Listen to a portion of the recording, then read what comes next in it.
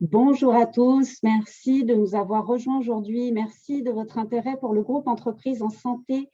Je vous souhaite à toutes et à tous la bienvenue à ce panel ce matin qui sera animé par Sarah Berkan, notre formatrice et conseillère aux entreprises. Et nous aborderons avec elle aujourd'hui le leadership au féminin.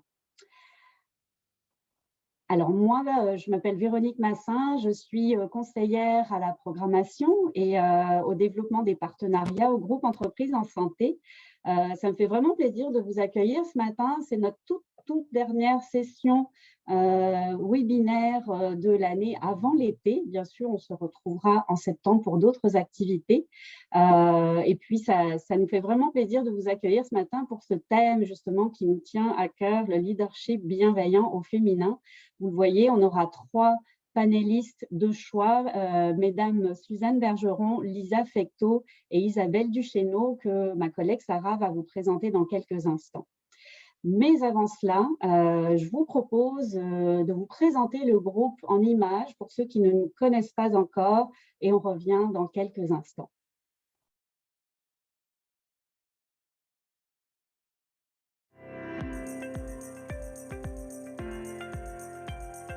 Saviez-vous que des employés épanouis, investis et en santé au travail permettent de générer une saine performance organisationnelle? Depuis 2004, le groupe Entreprises en santé inspire, outille et accompagne les leaders de plusieurs centaines d'entreprises de toute taille. Et ce, dans la création d'environnements favorables à la santé globale, soit physique et mentale. Comment y parvenir? Avec la reconnaissance Entreprises en santé. Un parcours clé en main, accessible et adaptable à votre réalité. Obtenez l'un des 3 niveaux de reconnaissance et contribuez au mieux-être de vos équipes de façon personnalisée et à votre rythme. Notre équipe agile mobilise et soutient les employeurs et leurs employés grâce à une gamme de services variés tels que des webinaires, des entrevues d'experts, des formations, de même qu'un accompagnement sur mesure. Parce que prendre soin de ses employés crée de la richesse pour l'individu, l'entreprise et l'ensemble de la société. Groupe Entreprises en santé, la référence en santé et mieux-être au travail.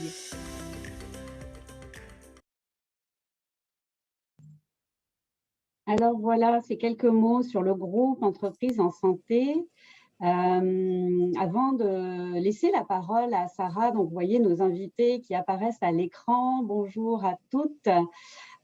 Juste un petit mot pour nos participants pour vous dire que vous pouvez nous envoyer vos commentaires, vos partages d'expériences, vos questions. Je serai là pour les prendre tout au long de la session et je vous retrouve tout à la fin. Alors mesdames, je vous souhaite un très beau webinaire. À tout à l'heure. Merci beaucoup Véronique. Donc bonjour à tous et à toutes. Je suis ravie d'animer aujourd'hui ce panel avec 3 grands leaders donc, que je vais vous présenter dans quelques secondes. Alors tout d'abord, parler de quoi aujourd'hui? Eh bien, être une femme et un leader bienveillant apporte un nouveau regard sur le monde du travail. Comment prendre soin de soi tout en prenant soin des autres? Quels sont les principaux obstacles rencontrés en tant que femme? Quels sont les impacts positifs? Est-ce naturel chez une femme? Eh bien, dans ce panel, nous allons échanger sur 3 parcours différents de femmes leaders qui ont expérimenté le leadership bienveillant et l'ont mis en pratique dans leur organisation pour leurs employés, leurs collaborateurs et pour elles-mêmes. Alors, notre première panéliste aujourd'hui est Suzanne Bergeron, qui est présidente de Sodexo Canada, compagnie qui fournit des services de sous-traitance en alimentation et des injections. Bonjour et bienvenue, Suzanne. Alors, Suzanne, vous avez également la fonction de vice-présidente des ressources humaines. Vous vous êtes jointe à l'organisation en 2005, d'abord en tant qu'assistante de direction à Montréal. Puis, vous avez travaillé avec le directeur général du groupe en France pendant plusieurs années. Et votre dévouement pour la compagnie et surtout vos valeurs humaines ont attiré l'attention de la direction qui a voulu que vous preniez toute votre place en tant que leader. Notre deuxième panéliste, Lisa Fecteau, est dans le monde entrepreneurial depuis plus de 25 ans. Bonjour et bienvenue Lisa. Vous êtes propriétaire de l'entreprise Régitex à Saint-Joseph, fabricant de fils pour les industries textiles, et vous êtes en train de transmettre petit à petit à votre fille la direction de l'entreprise. Elle est accompagnée d'ailleurs d'une belle équipe en place. Et vous menez 2 autres beaux projets, Toscane Canada, dont vous êtes la cofondatrice et qui vous permet de partager votre expérience et votre vision avant-gardiste du leadership, en proposant d'ailleurs un cursus pour aider les entrepreneurs et les entreprises à mettre plus l'humain au cœur de l'organisation comme vous l'avez fait. Et avec votre conjoint, vous avez acheté une terre sur laquelle vous travaillez pour avoir plus d'autonomie alimentaire pour toute la famille, un beau et grand projet familial. Oui. Et enfin, notre troisième panéliste, Isabelle Duchesneau, directrice générale du monastère des Augustines à Québec depuis 2012. Bonjour et bienvenue Isabelle. Le monastère des Augustines offre de multiples activités pour se ressourcer, se reposer et prendre soin de soi dans un lieu riche en histoire. Isabelle, vous avez été gestionnaire au sein d'entreprises de renommée internationale, vous avez été enseignante en gestion et aujourd'hui, vous accompagnez les individus et les entreprises à réaliser leur plein potentiel. Alors, bonjour et bienvenue à vous trois. Donc, nous allons aller un petit peu plus loin pour en apprendre un peu plus sur vos parcours de leader. Et je vais commencer avec vous, Suzanne, si vous voulez bien. Alors, Suzanne, vous êtes arrivée dans une organisation qui possédait déjà des valeurs de bienveillance. Qu'avez-vous appris dans cette organisation, et comment cela résonnait-il en vous? Je vais commencer par dire que j'ai joint Sodexo à cause de ses valeurs. Donc, après plusieurs années dans une industrie qui, à un moment dans ma vie où je suis devenue maman, ne collait plus du tout à ma réalité puis à mes valeurs, j'ai choisi de changer d'employeur et de chercher un employeur qui allait répondre justement à cette espèce de manque que j'avais au niveau du marché du travail. Et donc, j'ai joint Sodexo parce qu'à la base, ils ont des fortes valeurs humaines. Et tout de suite, dès mon premier entretien avec la présidente à l'époque de Sodexo Québec, j'ai tout de suite compris que les valeurs étaient plus que juste un message sur la page web, mais vraiment ancré dans les gens. Et donc, j'ai joint l'équipe dans un poste qui ne correspondait pas nécessairement à mon profil. Mais encore là, je pense que ça témoigne beaucoup des valeurs de l'entreprise. On était beaucoup dans le savoir-être plutôt que dans le savoir-faire. On m'a toujours dit dans ma carrière chez Sodexo, il ne faut pas tout savoir, il faut avoir le savoir-être et on pourra t'apprendre le reste. Ça s'apprend. Si tu as la volonté, si tu as le potentiel, on sera là pour toi.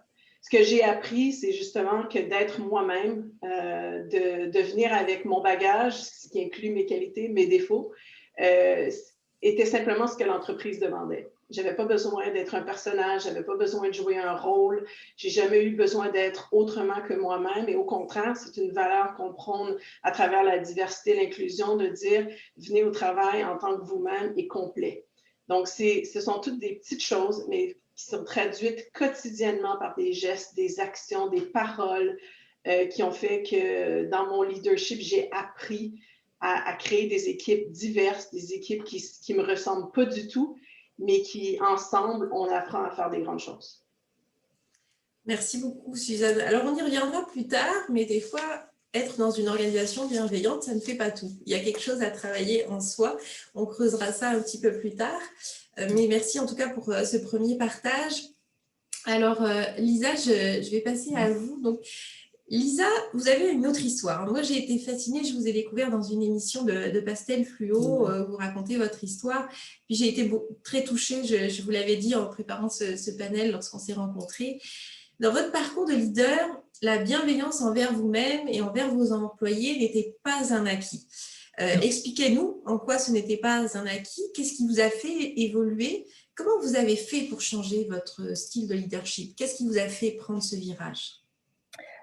Bon, bonjour tout le monde. D'abord, je suis très contente d'être là et je voulais, oui, effectivement, moi, ça a été vraiment le démarrage de mon entreprise. Je l'ai fait de façon très traditionnelle parce qu'au fil du temps, je suis rentrée à l'âge de 26 ans dans l'entreprise de mon père. J'ai appris comment faire de la business par des businessmen, hein, parce que le milieu était très masculin.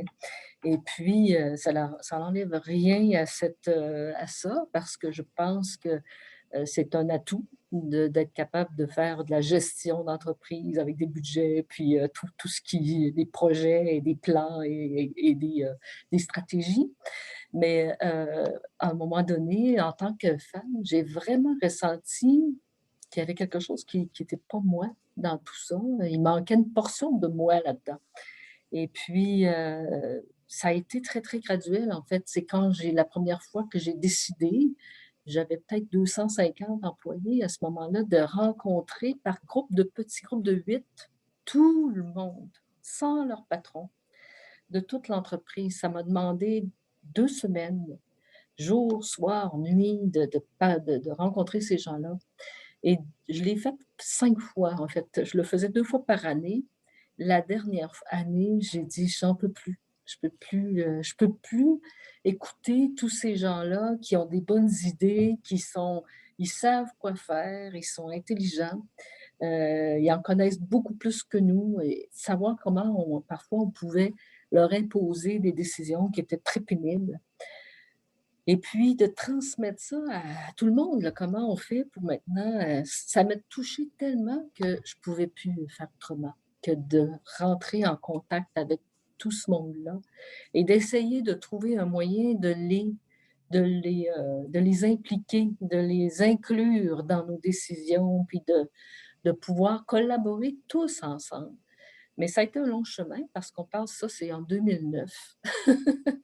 Et puis, ça a pris un certain temps avant que je trouve le moyen, de le faire.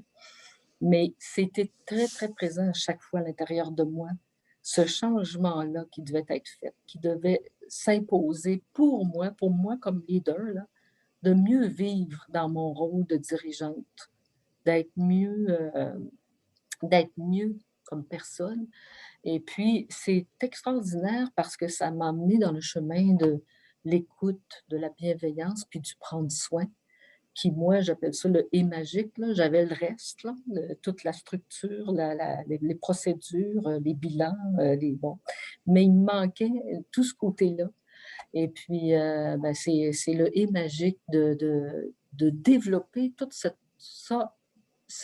portion-là de moi, qui est la portion plus féminine, on dirait. Et puis, je l'avais un peu mis de côté pour faire comme les autres. Et puis, je pense que c'est comme ça que ça s'est développé chez moi, là, graduellement.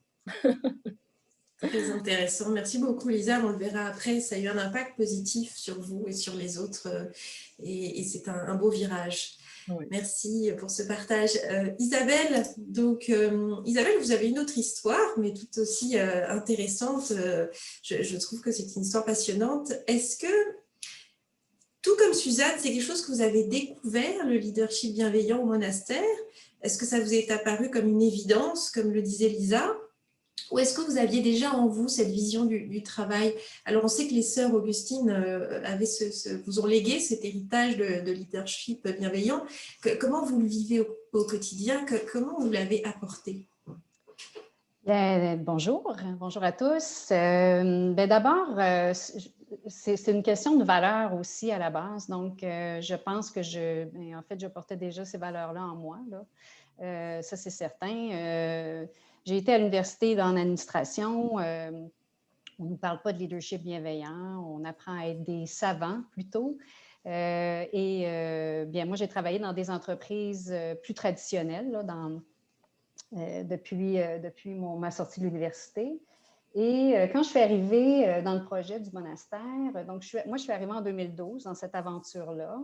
Mais il y avait quelque chose en moi qui me disait, il me semble qu'on pourrait faire autrement. Puis, j'ai toujours été très intéressée par l'humain. J'ai toujours porté une grande attention aux autres. Et le volet psychologique, la santé mentale, émotionnelle, tout ça m'a toujours beaucoup intéressée. Puis, on me disait toujours, moi, que j'étais vue comme la psy du bureau, là. J'avais ma porte toujours grande ouverte. Puis, autant comme gestionnaire que comme enseignante, je pense que j'avais une bonne écoute et tout.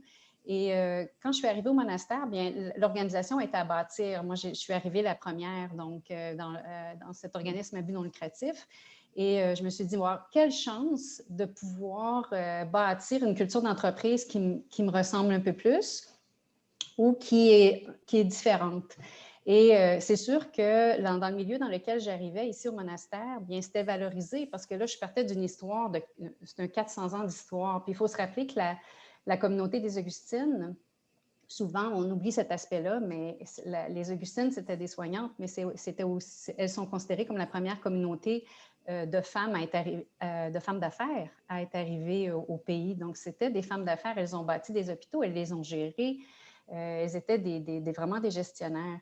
Et à les côtoyer en montant le projet du monastère, évidemment, comme je vous dis, j'étais toute seule en 2012. Aujourd'hui, on est une centaine d'employés. Donc, j'ai d'abord, évidemment, je me suis entourée de gens qui portaient les mêmes valeurs que moi. C'était beaucoup plus, comme a dit Suzanne, du savoir-être que du savoir-faire. Je ne passais pas du tout les entrevues de la même façon. J'y allais avec mon intuition. C'était vraiment une... Puis souvent, combien de fois j'ai dit à quelqu'un, ben, ce poste-là est ouvert, peut-être, tu n'as jamais fait ça, mais on va l'essayer. Fait que j'étais vraiment comme dans cet esprit-là. Et ben, c'est ça, de fil en aiguille depuis les 9 dernières années. Donc, on bâtit une entreprise. En 2015, on a ouvert nos portes et on est porté, évidemment, et on est inspiré par ce que les Augustines ont fait, parce qu'elles étaient vraiment dans le leadership bienveillant. Et à les côtoyer, bien, j'ai vraiment beaucoup peaufiné et appris à leur côté. Et j'ai laissé tranquillement parce que je suis arrivée, je pense, en fait, en 2012 avec un syndrome de performance. Je suis arrivée, bon, je suis encore évidemment portée par ça, mais je ne le porte pas du tout, porte plus de la même façon. J'ai appris, mon ego a appris à prendre sa place et non toute la place. Ça, c'est vraiment important.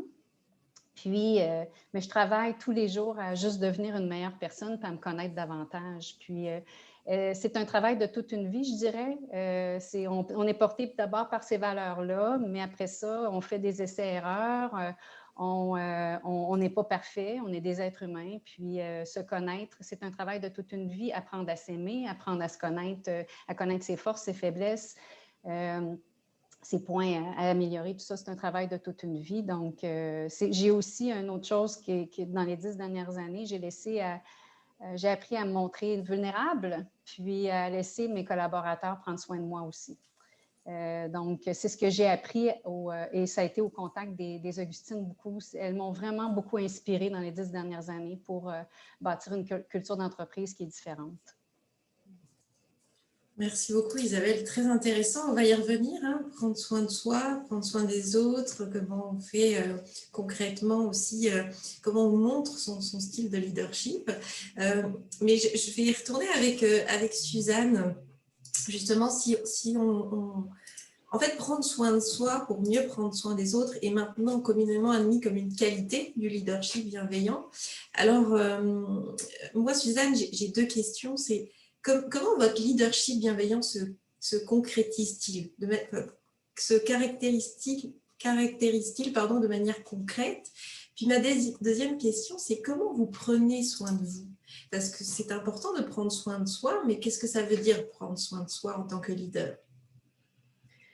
Tout d'abord, comment ça se concrétise pour moi, c'est tout ce que je me donnais comme permission, ce que je me suis donné comme permission comme femme, parce que je pense que comme femme leader, on a un rôle à jouer. Je ne suis pas certaine que je suis tout le temps à l'aise avec la division homme-femme, mais dans ce cas-ci, on se doit encore, j'espère que ce ne sera plus le cas dans une dizaine d'années, mais on se doit comme femme de prendre position sur une façon d'être un leader qui est différente de ce qu'on a vu dans le passé ou qu'on voit encore aujourd'hui. Donc, de dire haut et fort que je suis tout d'abord maman, femme et femme d'affaires en 3e lieu et d'agir en conséquence. C'est-à-dire que quand on dit que la famille passe en premier, bien, il faut que ça soit conséquent pour soi-même, mais pour aussi ses équipes. En tant que leader aussi, on se rend compte que nos gestes reflètent le comportement de nos équipes. Donc, je donne un exemple. Quand la pandémie s'est déclarée, que bon, toute notre vie a changé, évidemment. Mon mari est chef. Lui, sa vie aussi s'est retrouvée complètement bousculée. Les horaires avaient changé. Ben, j'ai établi directement avec mes équipes, je leur ai dit, écoutez, moi, mon mari, il va maintenant travailler de soir, on se voit presque plus, c'est un peu le branle-bas de combat. Ben, je commence mes journées à 10 heures. parce qu'à 8 heures, je prends le café avec lui, puis ben, je vous retrouverai à 10 heures à moins d'urgence. De donner, d'expliquer ces réalités-là de femmes, de mères à ses employés, ça, je trouve que ça offre une certaine liberté, ça enlève un stress parce que j'ai vu mes équipes devoir gérer les enfants à la maison, l'absence de garderie, les grands-parents qui ne sont pas là pour aider. Donc, si toi, tu montres que toi aussi, tu vis des réalités auxquelles tes employés sont confrontés aussi et que ce n'est pas la nounou, ce n'est pas personne d'autre qui va s'en occuper de la maison et du mari, c'est moi, mais ça ouvre des discussions, mais ça ouvre aussi ça donne une ouverture d'esprit que les employés moi, je trouve, nous redonne fois 1000, hein, c'est d'accepter que la situation de chacun est individuelle et qu'on doit la respecter et qu'en retour, il y a un retour du balancier, c'est assuré et ça enlève une pression, ça dédramatise, je trouve, la situation, c'est quelque chose que je me donne la permission de faire. Moi, je le dis que je vais m'absenter parce que c'est la graduation de ma fille. Je le dis que je m'absente parce que je dois être à un événement familial. Je n'essaie pas de faire passer ça pour autre chose que ce que c'est la vie de mère, de femme et de femme d'affaires. Prendre soin de moi, ce n'est pas gagné. Je ne veux pas dire qu'on est encore dans l'équilibre, mais j'ai voulu intégrer rapidement dans mes débuts le mindfulness, la méditation, la pleine conscience. Pour moi, c'est un outil, c'est un bagage, c'est une pratique, c'est un temps pour soi que j'ai voulu apporter dans le milieu du travail volontairement. Je n'ai pas demandé aux équipes d'y adhérer. J'ai voulu que ça soit un choix personnel. Je pense que pour que ça fonctionne pour chacun, il faut l'accepter, il faut l'intégrer dans sa routine de vie. Mais j'ai mis ça à la disposition des équipes en étant la pionnière aussi dans l'essai pratique. J'ai fait partie des cohortes avec les employés. On a discuté de choses autant personnelles que professionnelles. On parle de vulnérabilité. Là, on était vraiment dans la vulnérabilité. Mais c'est une pratique aujourd'hui que je dis à mes équipes à l'extérieur, si je n'avais pas ça dans ma vie, je ne serais pas le leader que je suis aujourd'hui.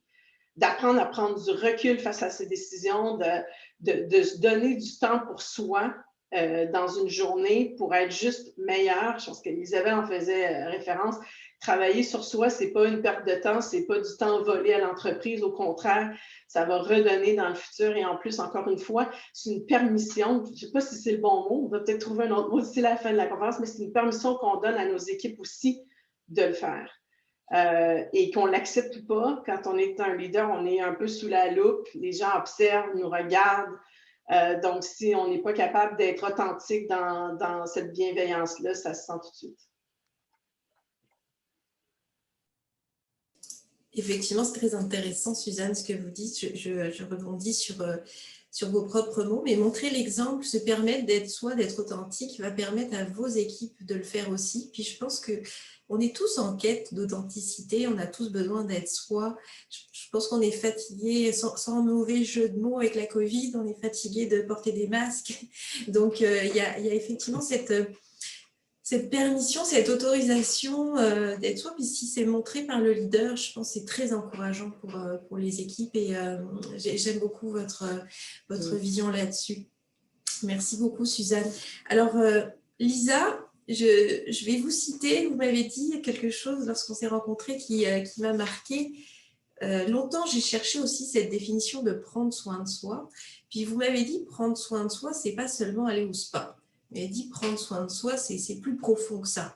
C'est être à l'écoute et c'est ça qui me permet d'être une meilleure personne pour mes équipes. Est-ce que vous voulez nous raconter ça, témoigner de ça? Oui, absolument. Ben, en fait, oui, pour moi, prendre soin de moi, j'entendais souvent ces mots-là, prends soin de toi, prenez soin de vous. Puis, je l'interprétais peut-être mal en disant, il faut que je fasse du sport, il faut que je mange bien, faut que j'aille au sport, puis il faut que je prenne soin de moi dans la femme que je suis. Et puis, c'était très extérieur, en fait. Et avec le temps, je me suis rendu compte que prendre soin de moi, là, c'était vraiment prendre soin de la partie la plus vulnérable du moi, en moi, que je juge, que je tends à pas vouloir voir ou que je vais facilement juger et que je vais le dire. Je me le dis à moi-même, hey, t'es ci, t'es ça, là. cette partie-là, là, c'est celle-là qui est la plus importante pour moi, qui a été la plus grande découverte de prendre soin de moi, c'est de prendre soin de la petite fille à l'intérieur de moi, qui est la plus petite et que la grande gestionnaire va tasser de la main souvent pour faire le chemin et oublier la petite qui est en moi, qui a besoin. Et c'est tout l'amour de moi-même, en fait, que ça relie, de m'aimer profondément dans tout ce que je suis, avec cette partie de moi qui est très vulnérable et qui, encore une fois, a encore besoin de quelque chose, là, et que je tends à dire: «Ben voyons, arrête, là, c'est assez, tasse-toi, là». Non, aujourd'hui, je fais plus ça. Aujourd'hui, je vais lui parler à cette partie-là de moi.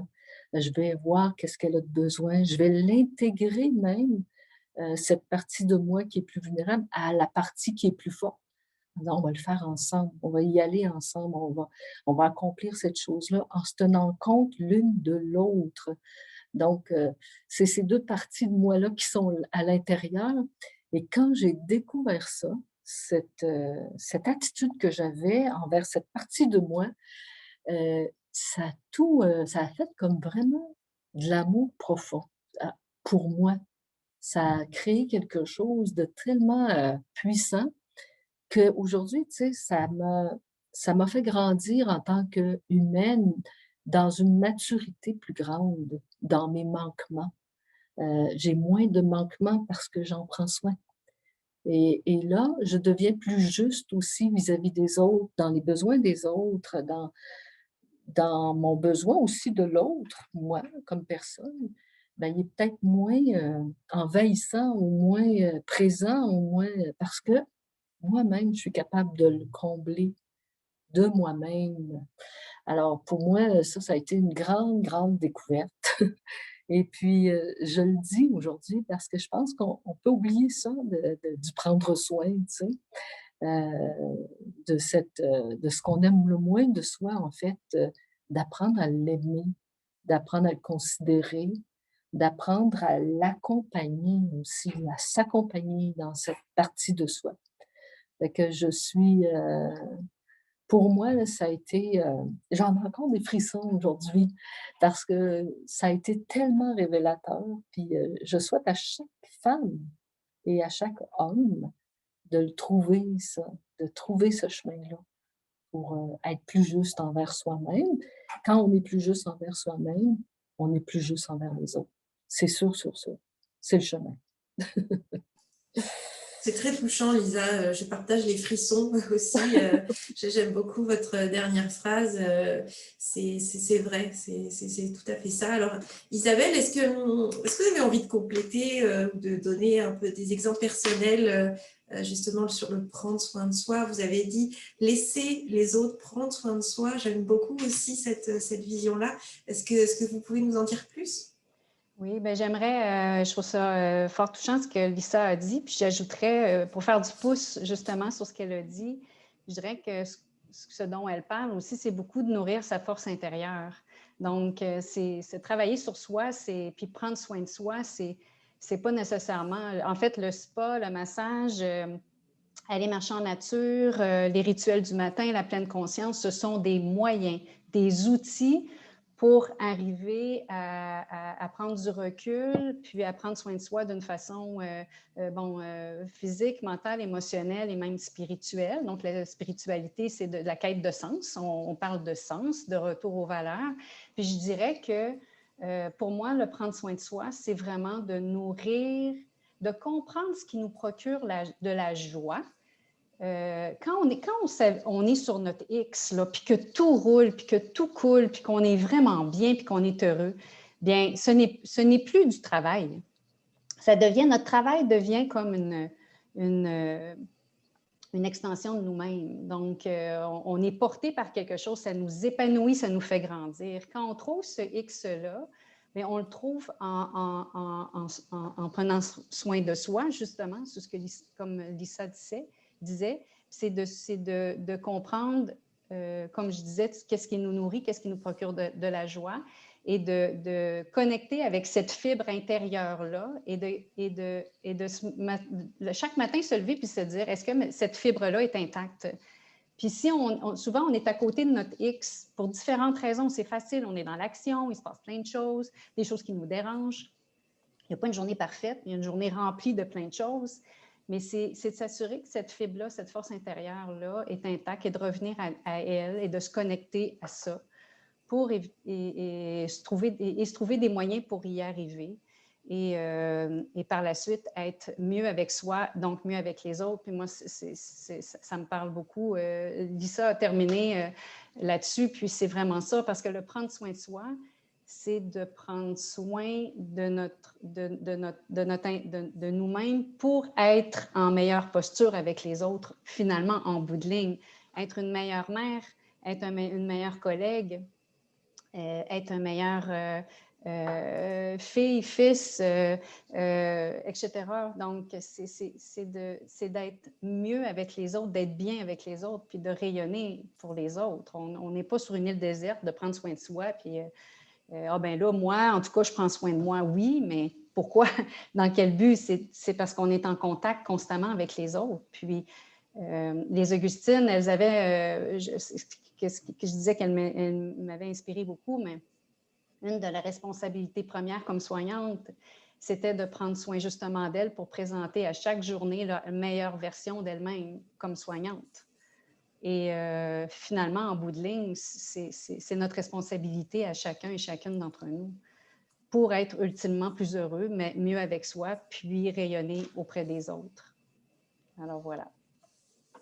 Très, très bien dit. Merci beaucoup, Isabelle. Effectivement, être la meilleure version de soi, c'est passer par ce cheminement, cette paix intérieure, cette réflexion personnelle. Et alors, vous l'avez toutes les trois dit, à commencer à aborder l'impact positif que cela peut avoir sur les autres, sur votre entourage. Alors, j'aimerais aller un petit peu plus loin. Une fois qu'on a compris le prendre soin de soi et vu les très nombreux effets positifs que cela peut avoir déjà sur soi, j'ai envie d'aller creuser le prendre soin des autres. Alors, Suzanne, qu'est-ce que cela a eu comme impact positif sur vos équipes, vos collaborateurs, vos collègues, sur votre famille, sur votre entourage de manière générale? Qu'est-ce que vous avez vu de positif?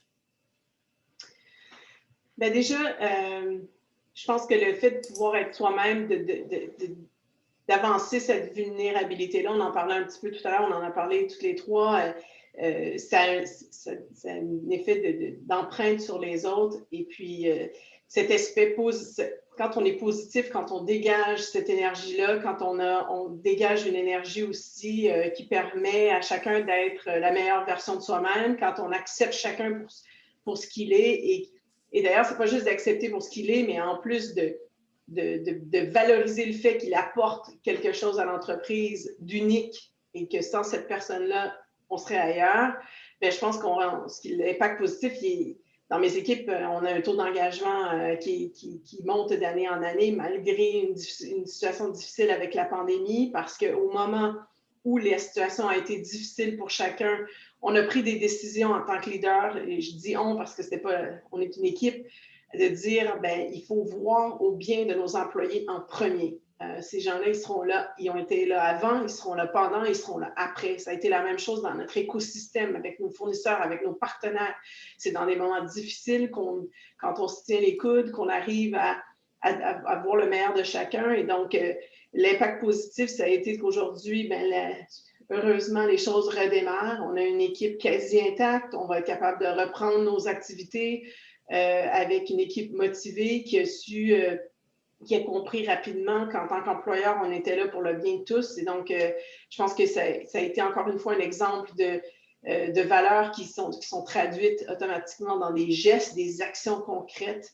La première réaction qu'on a eue au moment que tout s'est fermé, pour nous, c'est presque 50% de notre business qui s'est arrêté du jour au lendemain. Bien, ça a été de dire, on fait tout, on met de côté notre ego, nos besoins de leader, et c'est qu'est-ce qu'on fait pour garder les emplois, qu'est-ce qu'on fait pour être capable d'accompagner nos équipes le plus longtemps possible à travers cette crise-là. On ne pouvait pas imaginer en mars dernier qu'on serait encore dans la situation auquel on est aujourd'hui, mais tout a été mis en œuvre pour pouvoir les supporter de façon collective, mais de façon individuelle, parce que chacun a vécu des choses difficiles. On s'est beaucoup attardé à la santé mentale aussi, on a monté un comité sur la santé mentale parce que, encore là, c'est de voir au bien-être de chacun et ça aussi, ça a un impact positif sur l'ensemble de l'équipe. Je tiens à le dire là, pendant qu'on est tous ensemble, d'être aujourd'hui, ce matin, en train de discuter des points auxquels on discute, prendre soin de soi, la définition qu'ils en ont fait, parler de la bienveillance dans un contexte de leadership. Je pense qu'on n'aurait pas entendu ça il y a quelques années. Et aujourd'hui, bien, ça fait partie prenante de ce qui est un leader d'entreprise. Et tant mieux. Maintenant, je pense qu'il faut que ça soit encore plus large, mais il faut que les actions viennent avec. Et donc, d'être parlé ouvertement de santé mentale avec ses employés, laisser les gens... je pense que je vous l'ai raconté, Sarah, dans les premiers webinaires que j'ai fait avec mes employés, où c'est un bon leader, on veut parler à nos équipes en virtuel pendant cette pandémie-là, ben, j'ai pleuré. L'émotion est venue, c'est arrivé comme ça. Ben, j'ai eu 2 réactions, beaucoup de réactions très positives à l'effet de « on te rejoint, Suzanne, ensemble, on va passer à travers ». J'ai eu quand même quelques personnes qui m'ont dit « non, t'en fais pas, je pense que les gens n'ont pas remarqué que tu as pleuré ». Bon, on n'est pas encore tout à fait là, mais c'est vrai que pour moi, c'était une émotion qui est venue, que je n'allais pas cacher, qui était là. Est-ce qu'après, tu te dis, bon, j'aurais peut-être pas dû, peut-être que dans les grands livres, dans les grandes bibliothèques sur le leadership, pleurer devant ses employés, c'est pas la bonne chose à faire, mais c'est comme ça. Personne ne pouvait s'imaginer ce que la pandémie allait être. Personne ne pouvait définitivement s'imaginer la réaction de patrons d'entreprise quand on parle à ces équipes qui sont dévouées, qui sont au poste tous les jours malgré tout ce qui s'est passé. Donc, je pense que c'est plein de choses qu'on voit, qu'on sent. Et je peux juste espérer que notre équipe va rester ensemble et soudée longtemps. Mais si ce n'est pas le cas, si les gens ont un autre chemin à prendre dans l'avenir, je sais que leur passage chez nous feront d'eux des meilleurs leaders pour le futur, ça c'est sûr. Très intéressant, Suzanne. Puis merci d'avoir évoqué effectivement ce temps particulier de pandémie. Vous m'en aviez parlé et puis j'avais été agréablement surprise d'entendre de votre part la première chose que l'organisation a faite, c'est de voir comment ne pas se séparer des gens, alors que votre secteur d'activité était un des secteurs les plus touchés. Mais il était hors de question pour vous de choisir cette première réaction. Je parle de réaction parce que c'est ça, hein, quand on a envie d'un stress, on peut réagir rapidement ou trop rapidement. Et ça a été de dire non, on veut garder nos employés, c'est notre valeur, c'est la valeur de l'entreprise. Donc, je vous salue pour ça parce que c'est pas tout le monde qui fait ce choix-là, ou en tout cas qui a cette réflexion-là. Après, quand on n'a pas le choix, c'est autre chose. Mais en tout cas, cette conscience de dire, bon, posons-nous et puis ne réagissons pas ou ne surréagissons pas, c'est une des qualités, je pense, de la bienveillance dans le leadership. Lisa, alors Lisa, puis j'ai beaucoup aimé, Suzanne a parlé d'émotion, de montrer sa vulnérabilité, vous l'avez toutes dit, toutes les trois. Vous aussi, vous êtes passé par là, je l'ai vu dans l'émission, puis ça m'a beaucoup touchée, de vous laisser tel que vous êtes, de montrer qui vous êtes, et puis quels sont les impacts positifs que vous avez observés sur les autres? Lisa, juste peut-être ouvrir votre micro qui est désactivé pour vous entendre. C'est parfait, merci Lisa. Désolée. En fait, pour moi, j'avais beaucoup tendance à regarder le propre chemin que je faisais, moi, comment je le faisais. Et en fait, je l'exprimais aussi aux équipes ici. Et puis, ça les rendait légitimes, en fait, d'eux aussi, comme Suzanne le dit très, très bien, d'avoir ces émotions, d'avoir ces émotions qui sont aussi positives que parfois négatives, puis de les nommer. Nous, on les a amenés beaucoup à nommer leurs émotions. Parce que on fait jamais ça. On dit jamais dans quel état je suis, comment je me sens. Et ça peut être bon, puis ça peut être pas bon, mon émotion aujourd'hui. Ben, leur montrer à s'exprimer dans leurs émotions, les rendre légitimes avec leurs émotions, parce que moi, je le faisais, parce que moi, je le mettais sur la table.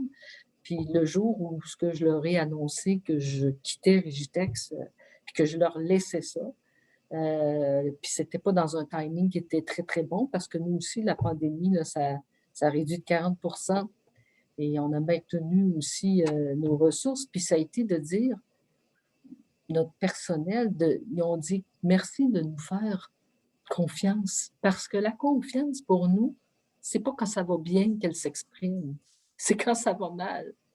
Et là, c'est une preuve encore plus grande de confiance. Parce que si tout va bien, les preuves de confiance, on dit il n'y a pas d'amour sans preuve d'amour. Mais pour moi, il n'y a pas de confiance sans preuve de la confiance. Puis Suzanne, elle a dit souvent, je t'entends dire depuis tantôt, là, c'est l'action. Qu'est-ce qui est l'action derrière la preuve que je leur fais confiance? Puis c'est vraiment dans un temps où c'est le plus difficile que je leur ai prouvé qu'ils ont vécu des difficultés, puis je leur ai toujours dit, je suis là quand... Je suis jamais plus loin que le bout du téléphone quand vous avez besoin de moi, je vais être là. Ils n'ont pas dit qu'ils avaient besoin de moi. Alors, vous n'avez pas besoin de moi, vous êtes capable. Même si c'est dur, vous êtes capable? Ben oui, ils sont capables. Puis ils ont été capables. Puis quand je n'ai pas agi, que je n'ai rien fait parce qu'ils ne me le demandent pas, ben la preuve de confiance est immense. Et là, on me le dit avec beaucoup d'émotion que combien je leur fais confiance, combien ils sont fiers, combien ils veulent honorer cette confiance-là pour l'entreprise, pour le bien de l'entreprise. Pour moi, c'est vraiment la parole, c'est une chose, mais l'action qui vient après, c'est ça qui est la preuve. Alors, la preuve, elle vient de moi, puis ensuite, quand on ose, elle vient des autres aussi, puis chacun va prouver, si on lui laisse l'espace, si on lui laisse le temps, va prouver cette confiance-là. Alors, pour moi, c'est certain que, et quand tantôt je disais le chemin que j'ai parcouru, quand je regarde comment je l'ai fait, moi, j'ai eu de l'aide autour de moi. Moi, j'ai eu la chance d'avoir bien du monde qui m'entourait, puis du bon monde. Alors, je leur ai offert la même chose. Je leur ai offert d'avoir cette aide-là, de mettre à disposition quelqu'un de l'externe qui va venir les appuyer, les accompagner, les aider dans les points de vulnérabilité qu'ils ont pour oser cette vulnérabilité-là, pas pour l'effacer. Alors, ça l'a aidé énormément. Plein de personnes ici, ça les a fait s'agrandir. Moi, je dis, ils s'agrandissent comme ça, là. Ils s'agrandissent comme personne. Puis c'est de toute beauté à voir. Puis on en perd parce que parfois, ils s'en vont ailleurs parce que justement, ils sont tellement épanouis, puis ils ont trouvé de nouveaux endroits. On les aide même là-dedans parce qu'on ne s'approprie pas quelqu'un, on ne se l'attache pas. Ça nous fait toujours quelque chose, mais en même temps, c'est beau de les voir aller, de les voir s'épanouir davantage. Fait que pour moi, c'est le plus beau cadeau, ça, de voir ça, de constater ça à chaque jour avec toutes les personnes qui sont ici. Effectivement, vous contribuez à ce qu'ils réalisent leurs rêves, leur épanouissement. C'est vraiment, vraiment beau. Merci Bâtir Lisa. la confiance en eux, tu sais. Tout à fait, tout à fait. Ouais. Effectivement, c'est un accompagnement finalement, plus que du management. On parle vraiment d'accompagnement, je trouve, accompagnement de vie professionnelle, mais aussi de vie personnelle, parce qu'on fait des belles rencontres. Isabelle, les impacts positifs? Des impacts positifs, il y en a plusieurs, je pense, mais d'être un leader bienveillant, l'impact sur les autres, c'est aussi on parle d'épanouissement, donc c'est d'aider les autres, d'aider tout le monde à trouver, tes collaborateurs à trouver leur X. Aussi, je parlais d'être sur son X, mais c'est de les aider à trouver leur X, à développer leur plein potentiel, leur force et à les faire briller dans leur force aussi. Je pense que ça, c'est important. Et auprès des autres collaborateurs, de faire briller ces forces-là également auprès des autres. On est une équipe. Moi, je pense que c'est beaucoup de la co-création, du co-développement, c'est beaucoup ça. Donc, c'est aussi l'impact du nous et non du je. D'avoir une vision claire, puis d'amener les gens sur leur X et à développer leur potentiel, puis à trouver la quête de sens aussi dans leur travail, c'est de leur permettre de comprendre comment ils s'insèrent dans une vision plus grande qu'eux, plus grand que soi. Donc, de trouver sa place, c'est ça aussi, d'être sur son X, Donc, dans un projet commun qu'on a, dans une mission commune en tant qu'entreprise, comment chacun peut amener sa touche et contribuer de par leurs forces et la diversité des forces. Moi, j'ai aussi, je pense aussi, je disais qu'on apprend beaucoup à l'université, sans rien enlever du tout à l'université, mais on apprend beaucoup la position du leader, du savant, comme je disais. Dans une position de leadership bienveillant, c'est d'avoir beaucoup la position de l'apprenant. Donc, la position de service, en fait, d'être là en service pour que les autres puissent briller puis réaliser les projets, puis de leur faire confiance que tout ça va se réaliser, puis de leur faire pleinement confiance. Donc, et de ne pas mettre de pression, mais d'inspirer que les choses se fassent. Donc, inspiré par l'action. Puis, Lisa parlait que ce n'est pas juste des mots, mais c'est ça, c'est d'incarner ces valeurs-là tous les jours, puis de se dire, comment je peux aider les autres à briller, comment je peux être... moi, je me lève tous les matins, puis c'est un des rituels que je fais, c'est que je me dis... mon intention du matin, c'est de faire une différence positive dans la vie des gens que je vais côtoyer. Puis ça commence par mes collaborateurs, ma famille, évidemment, mais les collaborateurs. Puis c'est ce que j'essaie de faire toujours. Donc, c'est ça l'impact positif sur les autres, je crois. Enfin, c'est ce qu'on me témoigne. Donc, les gens, ils sont bien dans la confiance, ils sentent qu'on leur fait confiance et ils sentent qu'ils participent à quelque chose de beaucoup plus grand qu'eux. Intéressant, très très intéressant. Merci beaucoup Isabelle. Alors Suzanne, vous devez malheureusement nous quitter un peu plus tôt que les autres panélistes. Alors avant que vous partiez, est-ce que vous avez un message aux femmes pour les encourager, que ce soit dans votre équipe, votre organisation ou à toutes les femmes, pour les encourager à devenir leaders bienveillants?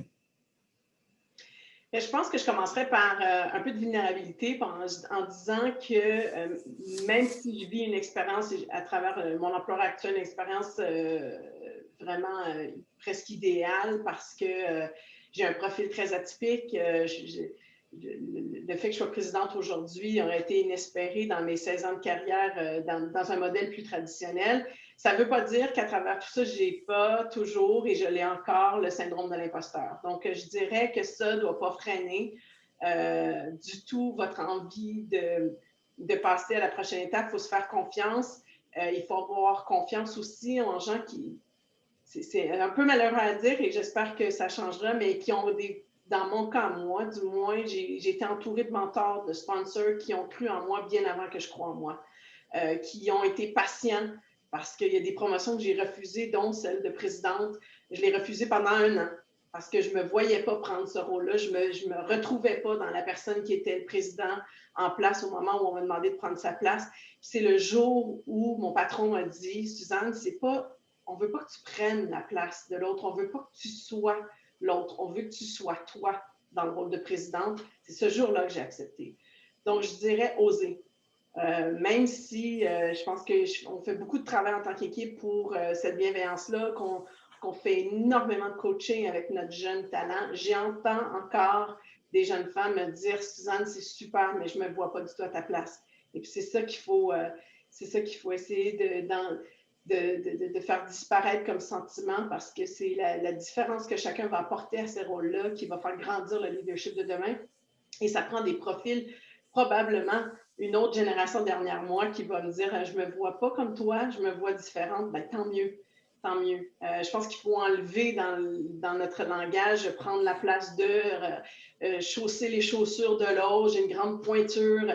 Tout ça, il faut faire partir ça de son langage parce que chacun apporte à son leadership quelque chose d'unique qui n'est pas en remplacement de l'autre. Puis Lisa le disait au début, quand on travaille pour une entreprise où les process, la structure, tu sais, le mortier est en place. Ce qui manque, c'est du leadership, de l'inspiration, de l'aspiration, des rêves. Ça peut juste venir d'un individu. On n'est pas des clones, donc croyez en vous et osez. Merci beaucoup pour ce mot de la fin, Suzanne. Merci d'avoir été là. Je sais que vous avez un rendez-vous, alors vous quitterez quand vous devrez quitter, mais merci en tout cas pour vos témoignages qui sont très inspirants et très touchants. Merci beaucoup. Merci beaucoup, mesdames. Merci. Au revoir. Au revoir, Suzanne. Alors, Isabelle et Lisa, vous savez, j'avais envie de faire ce panel avec des leaders féminins. Puis, une des questions que j'avais envie de vous poser, c'est, selon vous, le fait d'être une femme, est-ce que c'est un avantage ou un inconvénient pour être un leader bienveillant? Quelles sont les difficultés rencontrées? Et puis, pourquoi est-ce qu'il y a si peu de femmes leaders? On a fait de nombreux panels au groupe Entreprises en Santé, et puis sans choisir, on allait chercher bien sûr toujours des leaders bienveillants, mais je rencontrais beaucoup d'hommes bienveillants, avec un style de leadership bienveillant, et peu de femmes. Alors, selon vous, pourquoi? Est-ce que c'est parce que c'est difficile d'avoir une compatibilité femme, mère de famille, leader? Est-ce que, tout comme Suzanne le disait, il y a le syndrome de l'imposteur? Quels sont, selon vous, les obstacles? Alors, Lisa, si vous voulez peut-être commencer. Les obstacles, je pense, la plus grande obstacle, la plus importante, c'est la comparaison. Et dès qu'on commence à se comparer, on tombe dans un piège qui n'est pas nous, qui est de quelque chose qui ne nous appartient pas. Et je pense vraiment que la place des femmes aujourd'hui, dans le contexte dans lequel on vit présentement, on voit, là, on est au bout de l'éducation, de comment ça fonctionnait avant la pandémie. La pandémie a fait avancer des choses. La même chose dans le soin de santé. Dans plusieurs domaines, même la politique, là, on est comme au bout de quelque chose. On est au bout de plusieurs façons de faire qui sont plus adéquates aujourd'hui. On veut de l'authenticité, on veut de la vérité, on veut des changements par rapport à ça. Et on veut plus de liberté d'être. Et puis, je pense que la femme, elle peut posséder ça plus naturellement.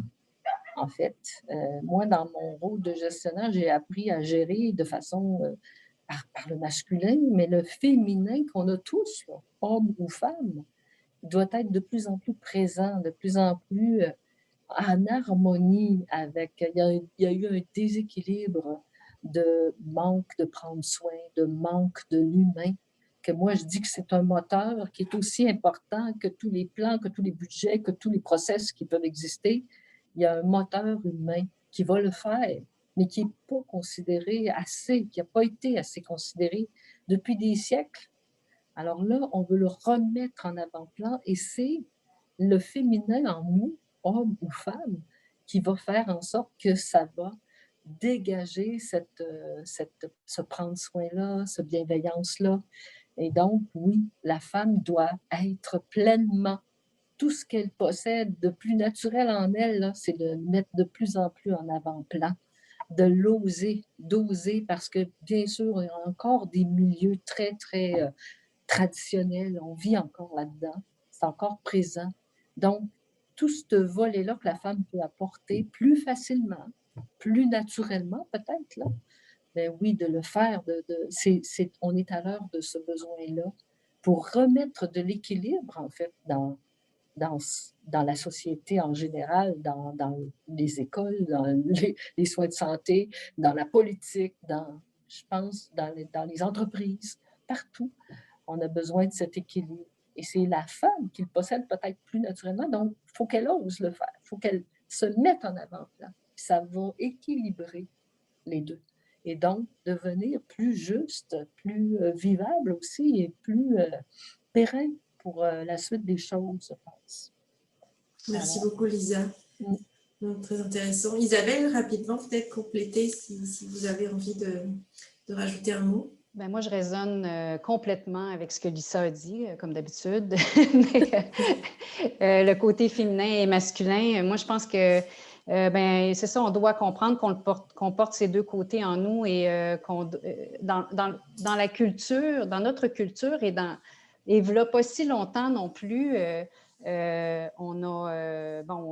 femmes on a appris aux femmes à valoriser peut-être le côté de la sensibilité, de la compassion, de l'intuition, de l'empathie, de la créativité. Ça, c'est tout notre côté féminin en nous qu'on possède tous, mais aussi, malheureusement, les hommes, on a appris aux hommes à étouffer cette partie-là d'eux et c'est ce qu'il faut, c'est ce qu'il faut remettre en place, en fait.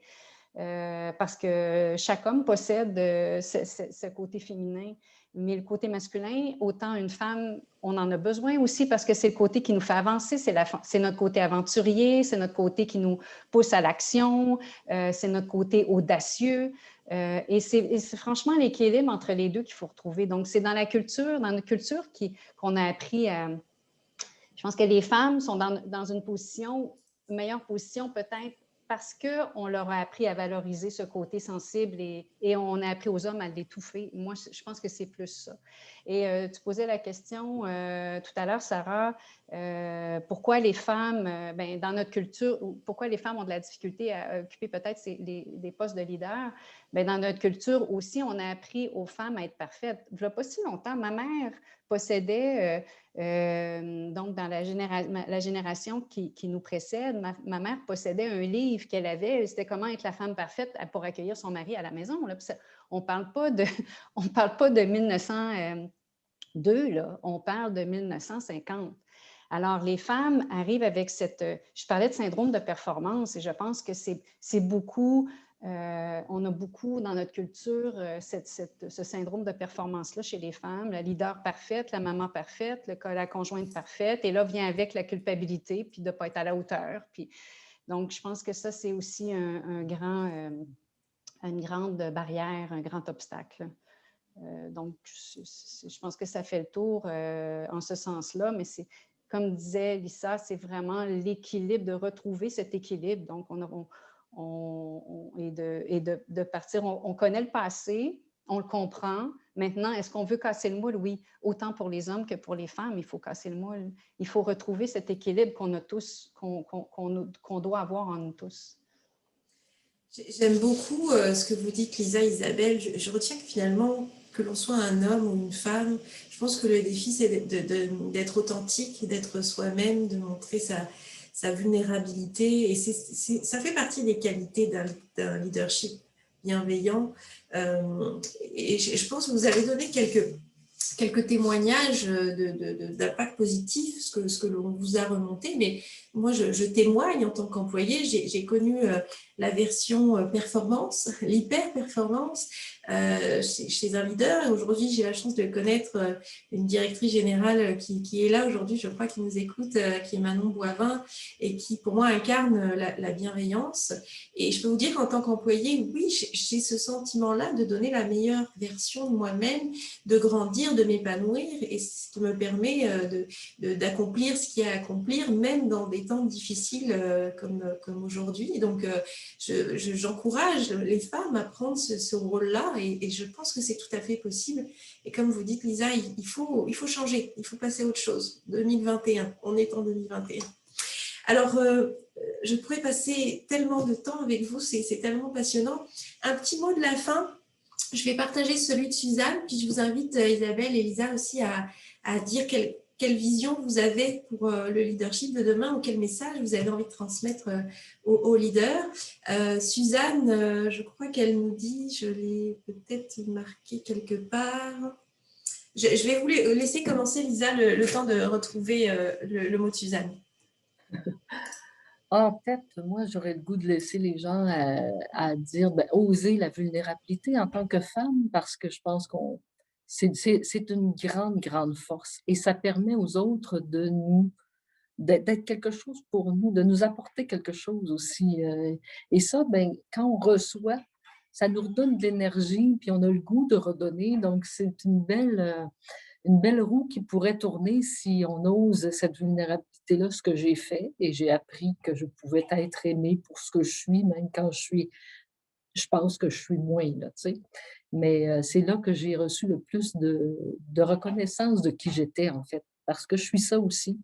Alors, je pense que d'oser cette vulnérabilité-là, et puis oser tout simplement, oser tout ce que vous êtes, là, et avec tout ce que vous êtes, le plus et le moins, c'est ça qui va faire qu'il va y avoir quelque chose qui va se produire pour vous de bon. Alors, c'est ce que je souhaite à chacune et à chacun de vous. Merci beaucoup, Lisa. Isabelle?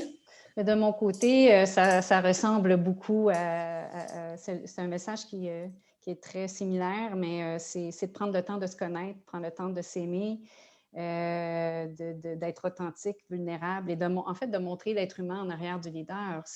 Chaque être humain est unique et malheureusement, si on ne montre pas notre côté, notre authenticité puis notre côté humain, puis on essaie d'être quelqu'un d'autre, on prive les autres à être nous-mêmes et on a quelque chose à offrir au monde en tant que personne. Chaque être humain est unique et malheureusement, si on empêche cette unicité-là de briller puis de rayonner, ben on empêche, tant qu'à moi, la communauté de grandir et notre entourage de grandir. Donc, ça ressemble beaucoup à ce message. Puis on revient toujours à ça, c'est d'être authentique, vulnérable, de montrer son côté, c'est d'être humain, puis de montrer l'être humain qu'on est et de le rayonner et de ne pas avoir peur de le rayonner et voilà. Merci beaucoup, Isabelle. Alors, je vois que ça résonne chez vous trois, puisque Suzanne m'a écrit en 2021, être authentique, vulnérable et bienveillant sont des qualités assumées d'un grand leader. Faire tomber les masques, favoriser une culture d'entreprise qui permet de mettre de l'avant à travers des actions concrètes les valeurs de l'organisation et inspirer à léguer un meilleur environnement social, économique et durable doit être ce qui nous motive. Donc, je trouve que c'est un beau mot de la fin de la part de Suzanne. Alors, merci beaucoup. Le temps passe, on a atteint l'heure du lunch.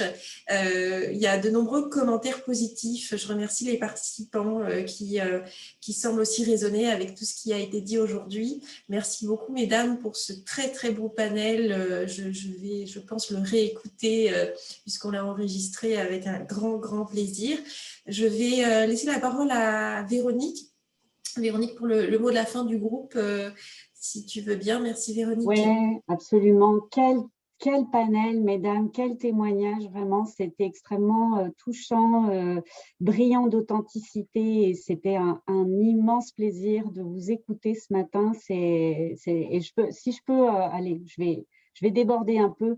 Je vais quand même partager les commentaires, certains des commentaires qu'on a reçus dans le chat. Je suis très touchée, inspirée par chacun des partages. Les valeurs véhiculées sont tellement belles. Je suis heureuse de m'être inscrite. Merci, mesdames. Un autre commentaire, 3 femmes inspirantes. Merci de nous partager en toute humilité et ouverture ces caractéristiques du leadership exécuté par les femmes. Cette personne nous dit qu'elle avait assisté à une conférence de Lisa sur l'entreprise Opal et elle voit qu'elle avait adoré à l'époque. Elle comprend que le développement se poursuit. Voilà, puis encore d'autres messages de remerciements qui, je pense, voilà, comme le disait Sarah, ça a bien résonné auprès de tous nos participants ce matin. Si vous avez des questions, des commentaires sur notre activité du jour, n'hésitez pas à nous contacter. Ça nous fera toujours un grand plaisir de vous répondre. Voilà, vous avez nos coordonnées qui s'affichent à l'écran. Vous allez recevoir également d'ici quelques jours l'enregistrement de la session de ce matin. Donc, vous aurez la possibilité de revoir tout ça et de réécouter ces beaux témoignages. Un merci à nos partenaires qui nous suivent, qui nous soutiennent, qui s'affichent à l'écran. Effectivement, sans eux, toutes nos activités comme celles proposées ce matin ne pourraient pas avoir lieu. Donc, on les remercie chaleureusement. Et puis, quant à moi, voilà, effectivement, je le mentionnais au début, c'est la dernière activité de la saison avant le repos de l'été, le repos estival. On va reprendre les activités à la rentrée. Puis, si vous souhaitez en revoir certaines, vous avez manqué certains webinaires, des panels, on vous prépare quelque chose pour l'été. Il y aura un petit rattrapage pour ceux qui le souhaitent. Donc, restez à l'affût de nos informations, de nos infolettres. Et puis, Mais Sarah, merci pour ce panel de ce matin. Très belle animation. J'ai pris beaucoup de plaisir à le préparer avec toi. Et puis, voilà, ça a été une belle année, je pense, qui se conclut brillamment ce matin. Je te laisse le mot de la fin. Oui, merci beaucoup à tous. Ce fut effectivement un plaisir d'animer ce panel. Je vous encourage à le revoir ou à le diffuser à vos équipes. Moi, ça m'a fait beaucoup de bien. Et puis, je terminerai par dire prenez soin de vous, mais comme il faut. Je pense qu'on a eu des bons conseils. Et puis, passez un très, très bel été. Merci à tous. Et puis, on se revoit pour d'autres activités à la rentrée. Merci Isabelle, merci Lisa encore une fois. Et puis, à bientôt peut-être. Merci pour votre confiance. Merci Merci à tous. Merci. Au Au revoir. revoir. Merci. Bel été. Au revoir. Bye bye.